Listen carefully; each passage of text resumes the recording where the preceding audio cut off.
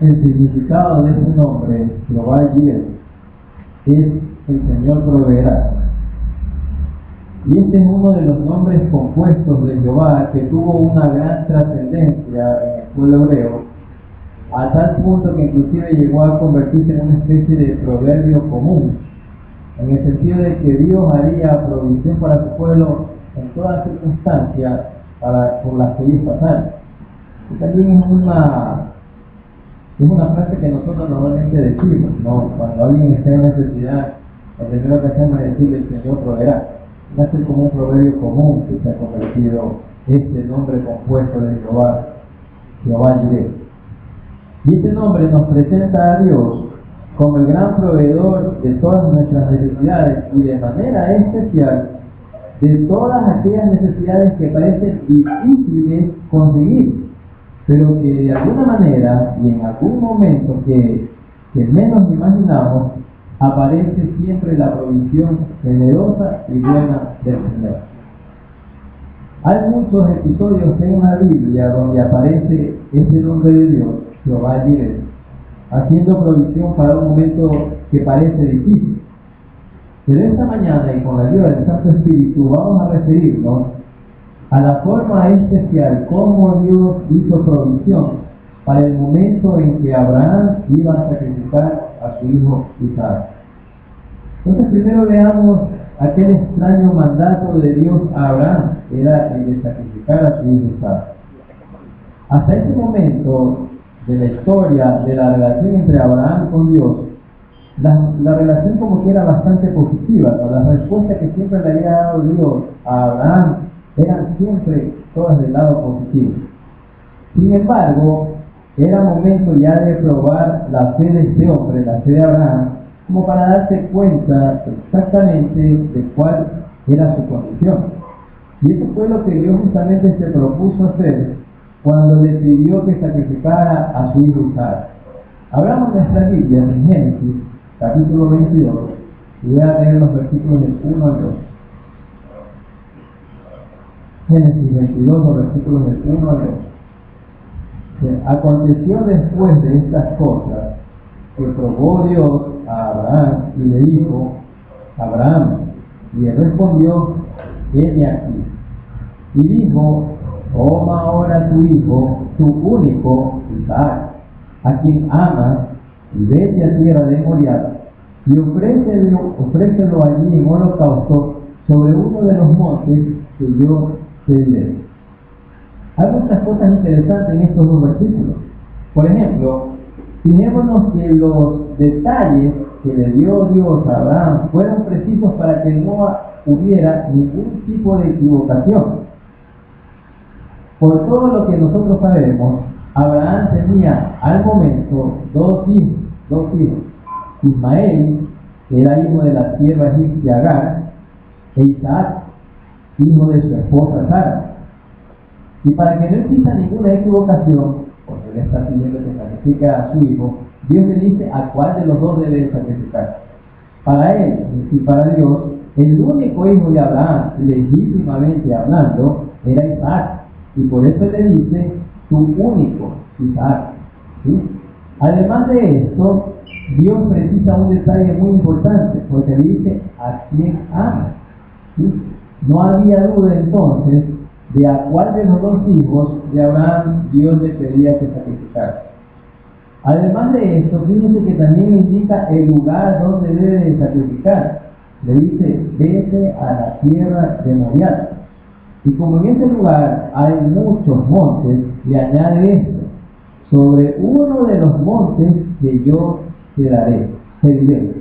Es decir, Abraham tenía que seguir todas las indicaciones que Dios le diera a este respecto. Y otro detalle muy interesante que podemos sacar de estos dos versículos es observar la manera y el tono de voz que seguramente el Creador empleó cuando dio esta orden y este mandato a Abraham. Era una voz que correspondía a una voz de alguien superior, dándole una orden a un inferior. Es la voz de un superior a un subordinado, a un subalterno. Es una voz, en otras palabras, que no admitía cuestionamiento. Era una voz que no admitía explicación alguna acerca del mandato. Es una voz más bien que exigía obediencia. Y fue así como justamente lo entendió y lo interpretó Abraham. Y por esta razón, al momento de darse la orden, no presentó ningún reparo ni pidió explicación alguna, porque es lo que nosotros podemos leer en la palabra de Dios. Porque él sabía exactamente quién estaba ordenando y quién era el que le mandaba a hacer lo que en ese momento se le estaba pidiendo. Veamos cómo lo expresa la palabra de Dios, esto que acabamos de decir. Génesis capítulo 22, del versículo 3. Génesis 22, 3 dice: y Abraham se levantó muy de mañana y enalbardó su asno y tomó consigo 2 siervos suyos y a Isaac su hijo, y cortó leña para el holocausto y se levantó y fue al lugar que Dios le dijo. Fíjense que lo extraño en la vida de este hombre, lo que llama poderosamente la atención aquí en esta parte, es cómo Abraham de inmediato puso en acción el plan mediante el cual se proponía sacrificar a su Isaac. O sea, no dudó en ningún momento. Imagínense, le está pidiendo sacrificar a su hijo e inmediatamente pone el plan en acción. Y hay una frase muy particular que expresa esto, ¿no? Cuando dice, se levantó muy de mañana. Aquí nos habla de la manera como Abraham se aprestó a cumplir el mandato de Dios, ¿sí?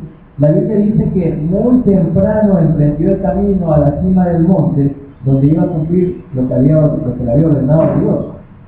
Quería arreglarlo todo con la debida anticipación, y por tanto, obviamente, era necesario hacer todas las cosas con la debida antelación para no tener que apresurarse en algún momento, ¿no? Fue así justamente como nos dice la Biblia que bajo esta circunstancia preparó al asno, ayudado de 2 siervos, cortó la leña y estuvieron listos para salir al sacrificio. Fijémonos que hasta aquí en ningún momento se lo ve vacilar a Abraham, en ningún momento se lo ve detenerse, de pronto como para pedir información sobre algo que de pronto todavía tenía que hacer, o para pedirle información a Dios, o esperando de pronto que si Dios le podía decir alguna otra manera como para evitar el sacrificio que tenía que hacer con su hijo, alguna otra manera de hacer lo que le había ordenado, ¿no? ¿Se imagina usted qué pensamientos cruzarían por la mente de Abraham en ese momento? ¿Sí? Cuando hacía todo esto, ¿se imagina qué estaría pasando por su mente? De pronto se pudo haber pasado por su mente la idea de no seguir la línea de obediencia, no seguir aquella línea de obediencia que vemos que tenía desde el principio que recibió esa obra. No, Abraham no hizo esto en lo absoluto, no pensó nada negativo, sino que con toda firmeza y con toda seguridad de lo que estaba haciendo, fue a cumplir lo que era la voluntad de Dios. Y fijémonos, solamente hizo detener a sus siervos un momento para irse él solo con su hijo. Leamos, Génesis 22:5. Génesis capítulo 22, el versículo 5 dice: entonces dijo Abraham a sus siervos, esperad aquí con el asno, y yo y el muchacho iremos hasta allí y adoraremos y volveremos a vosotros. Y aquí también hay una frase muy interesante, ¿no? Y comenzamos a ver un rasgo maravilloso de esa fe de Abraham, cuando le dice, volveremos a vosotros. Se supone que iba a sacrificar a su hijo, pero tanta es su fe que dice, volveremos. Fíjense, y tenemos aquí como obediencia y fe están definitivamente escogidos de la mano, hermano. No escogidos de la mano. Bien, entonces ahora analicemos la conducta de Abraham mientras cumplía esta orden divina. Él, como vemos, en primer lugar, va caminando junto con su hijo. Miren lo que dice el versículo 6 de Génesis 22. Y tomó Abraham la leña del holocausto y la puso sobre Isaac, su hijo, y él tomó en su mano el fuego y el cuchillo, y fueron ambos juntos. Algunos estudiantes de la Biblia quieren ver aquí al hijo de Abraham como una figura de Cristo cargando la cruz, siguiendo el plan divino de salvación, ¿no? Obviamente hasta llegar a la cima en la cual iba a ser sacrificado. Es posible es posible que haya algo de esto, de eso aquí. Pero de todos modos, hay que entender que Abraham ya también era un hombre viejo, ¿sí? Y él tenía un hijo que era un jovencito y de seguro debe haber sido un jovencito fuerte. Y sin duda que esto, muy bien, viéndolo en este plano, podría uno asumir que Isaac tranquilamente podía llevar o cargar sobre sus hombros la leña. Y por esta razón es que se menciona aquí en el versículo 6 lo que acabamos de leer, que fue Isaac el que llevó la leña, ¿no? A todo esto parece también que había un silencio grave. Parece ser que ni el padre ni el hijo se dividían en estos momentos la palabra, sino que avanzaban sin saber exactamente hasta qué lugar debían de descargar todo para comenzar a ofrecer el sacrificio. Sin embargo, también, si nosotros podemos ir un poquito más allá, podemos pensar que en la mente de este jovencito de Isaac, de pronto habían algunas preguntas, ¿no? Algunas preguntas, muchas de las cuales luchaban y estaban en su mente tratando de salir de ahí para poderlas expresar abiertamente. Parece que alguien estaba muy extrañado y preocupado por la situación, y ese era definitivamente Isaac, porque estaba muy preocupado por lo que estaba haciendo su padre, no entendía, ¿no?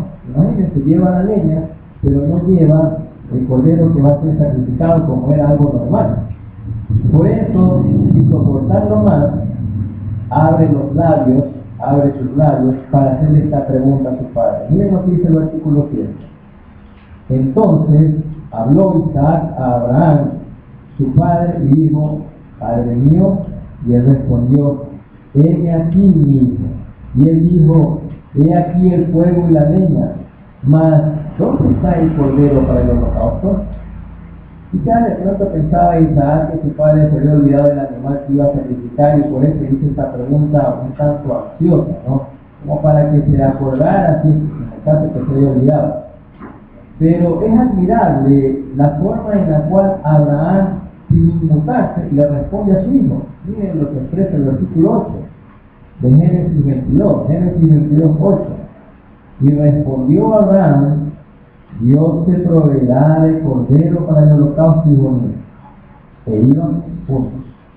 Tal era la fe de Abraham, que él estaba plenamente seguro, plenamente convencido de que Dios cumpliría su promesa. Fíjense que en ningún momento tampoco le dijo: eres tú el cordero, eres tú el que vas a sacrificar. Nada, absolutamente nada, ¿no?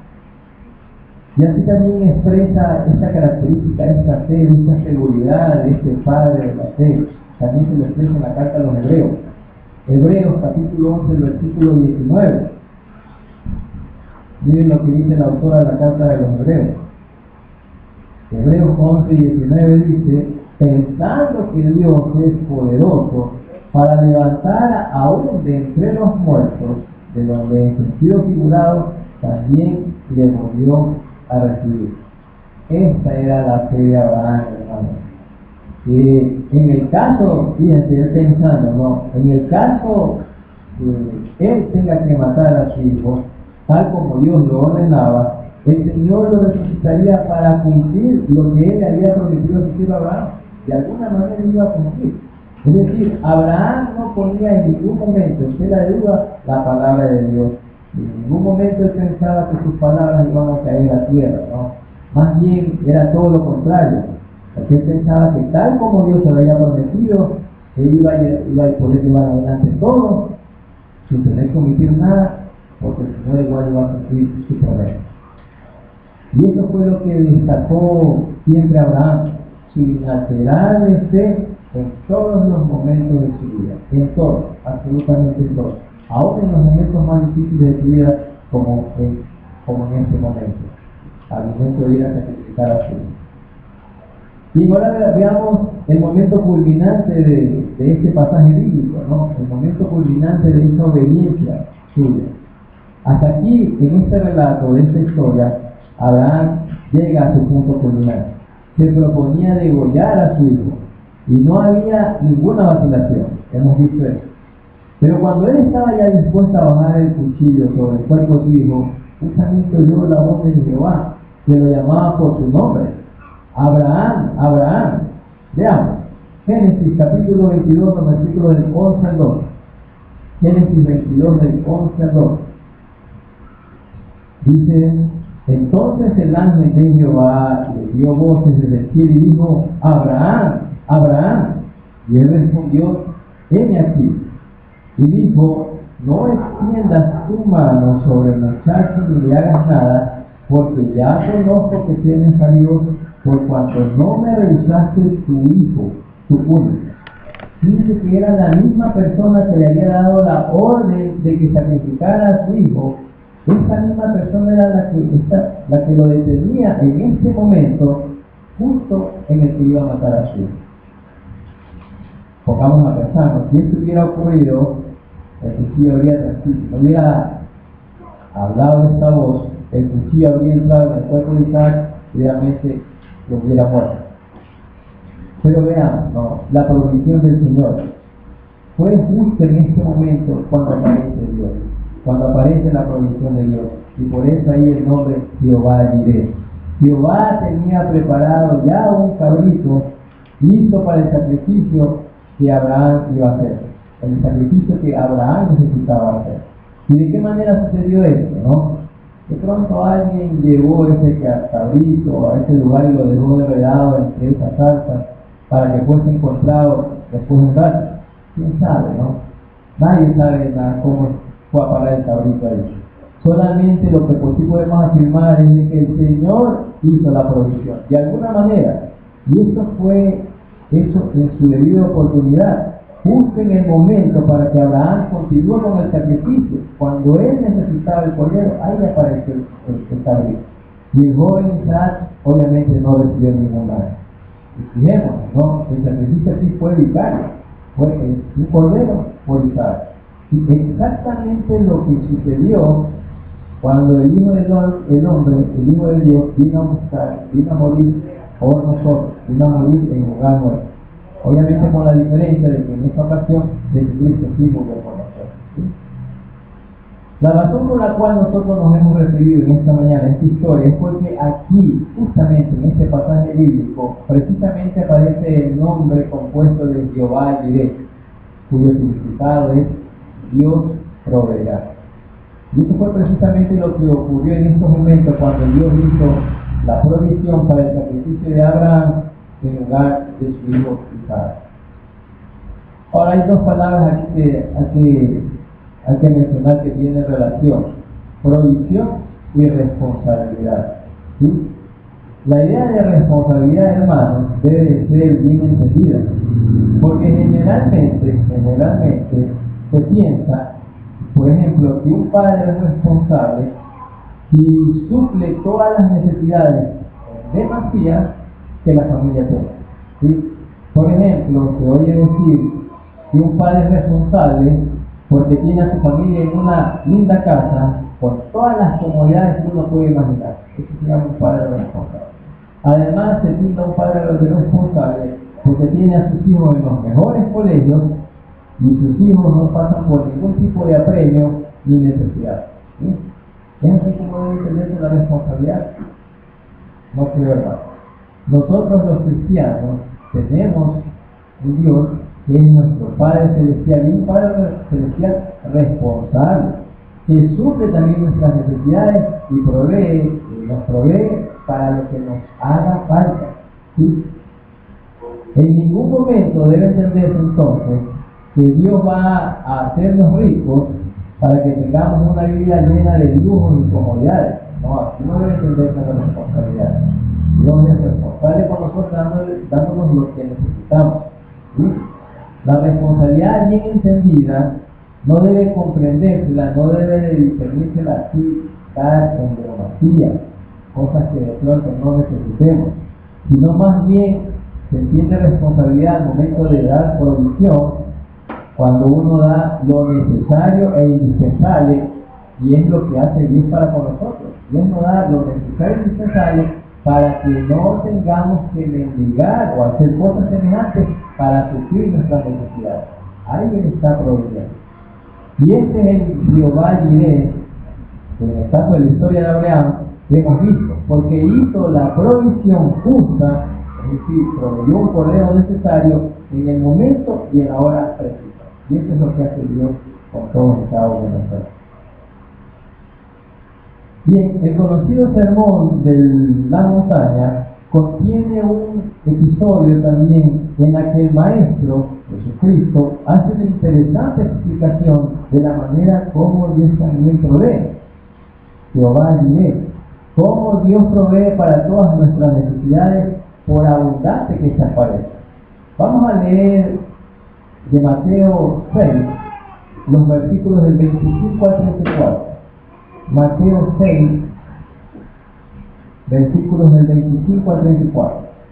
Por tanto os digo, no os afanéis por vuestra vida, qué habéis de comer o qué habéis de beber, ni por vuestro cuerpo, qué habéis de vestir. ¿No es la vida más que el alimento y el cuerpo más que el vestido? Mirad las aves del cielo que no siembran ni ciegan, ni recogen en graneros, y vuestro Padre celestial las alimenta. ¿No valéis vosotros mucho más que ellas? ¿Y quién de vosotros podrá, por mucho que se afane, añadir a su estatura un codo? Y por el vestido, ¿por qué os afanáis? Considerad los lirios del campo, cómo crecen, no trabajan ni hilan. Pero os digo que ni aun Salomón, con toda su gloria, se vistió así como uno de ellos. Y si la hierba del campo que hoy es y mañana se echa en el horno, Dios la dice así, ¿no hará mucho más a vosotros, hombres de poca fe? No os afanéis pues diciendo, ¿qué comeremos, o qué beberemos, o qué vestiremos? Porque los gentiles buscan todas estas cosas, pero vuestro Padre Celestial sabe que tenéis necesidad de todas estas cosas. Mas buscad primeramente el reino de Dios y su justicia, y todas estas cosas os serán añadidas. Así que no os afanéis por el día de mañana, porque el día de mañana traerá su propio afán. Basta cada día su propio mal. Fíjense que el Maestro encontró, de seguro, cuando estaba dando el sermón, que muchos de los que estaban ahí presentes tenían problemas dentro del orden material y sufrían seguramente por esta causa, ¿sí? De manera especial señala aquí dos temas, el tema del vestido y el tema de los alimentos. Y es que, hermanos, yo creo que todos vamos a concordar en el hecho de que la comida y el alimento, y el vestido, perdón, son necesidades humanas que no se pueden postergar, ¿sí? El cuerpo, nuestro cuerpo demanda alimentos, y nuestro cuerpo también demanda vestimenta. Probablemente había muchas personas que carecían de estas cosas en ese tiempo como las hay ahora, y nada raro nos debería parecer el hecho de que estas personas levantaran sus ojos al cielo, no pidiendo ayuda a Dios, sino más bien reclamándole por qué no les daba estas cosas. El Señor nos dice más bien que Él proveerá para todas estas necesidades y nos invita a creer, dándonos ejemplo de la manera como Dios inclusive alimenta a las aves del cielo y cómo viste las flores del campo. Fíjense estas dos interesantes ilustraciones que el Señor hace. Dios alimenta a las aves que no trabajan ni hilan, y también viste las flores del campo.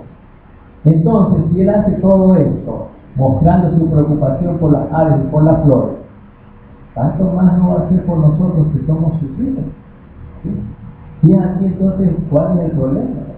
¿Por qué cuando tenemos alguna necesidad, o estamos pasando por una necesidad, nos preocupamos inclusive tanto que dejamos inclusive a un lado nuestra comunión con el Señor?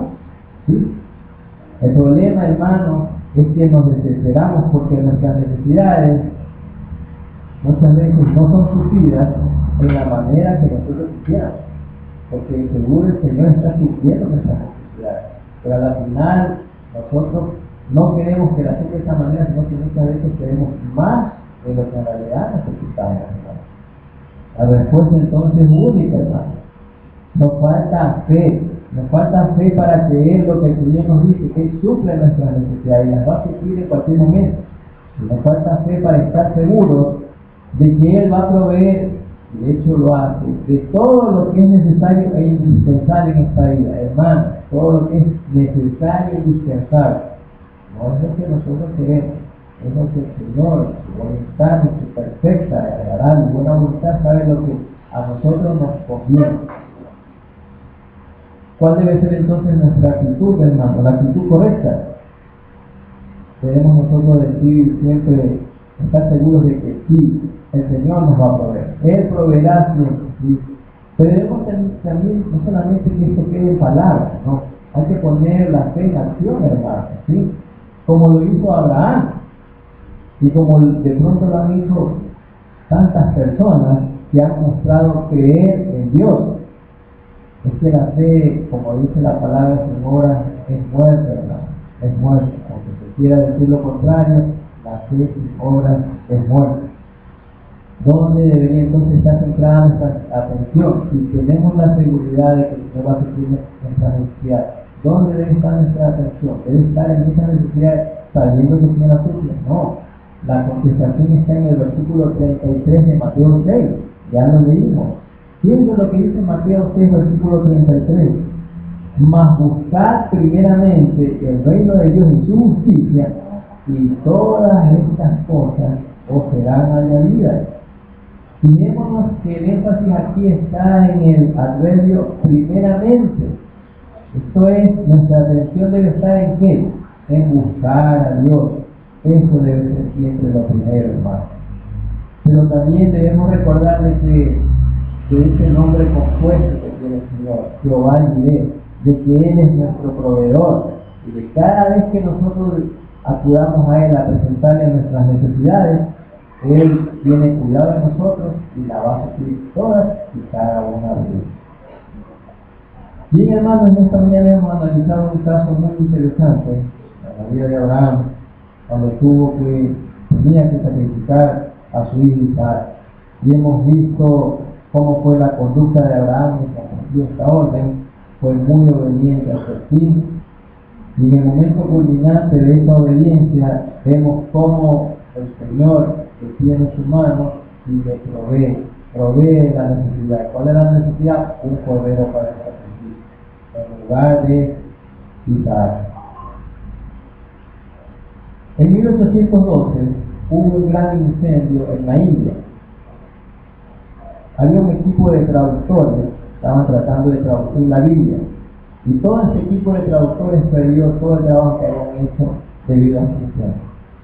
Y el jefe de este grupo quedó desesperado y frustrado, pero se pusieron en oración y le dijeron lo siguiente al Señor: estamos seguros que esto será para bien, así que te agradecemos. Todo el trabajo de años se ha quemado, pero creemos que tú vas a cambiar esta desgracia para bien. Imagínate, todo un trabajo de años quemado. Ellos, después de lo acontecido, fueron a Inglaterra y contaron allá lo que había ocurrido. Y el concilio de las iglesias formó una comitiva para ayudarlos. Y así que esta comitiva les proveyó del dinero suficiente al grupo para que realizaran otra vez todo el trabajo, pagaron la publicación y le dieron todo lo necesario para que lo vuelvan a hacer. Miren, al final los especialistas, estas personas, realizaron un trabajo mucho mejor, más excelente, porque contaron con más dinero, es más, pudieron contratar más personas, y la Biblia no solamente se tradujo en un idioma, sino que se tradujo en varios idiomas, y produjeron, por inclusive, pudieron evangelizar hasta Chile. Imagínense todo lo que sucedió. Gracias, en otras palabras, gracias entre comillas, al incendio, tuvieron más dinero, tuvieron más personas que trabajaron con ellos, se tradujo mejor y es más, se publicó.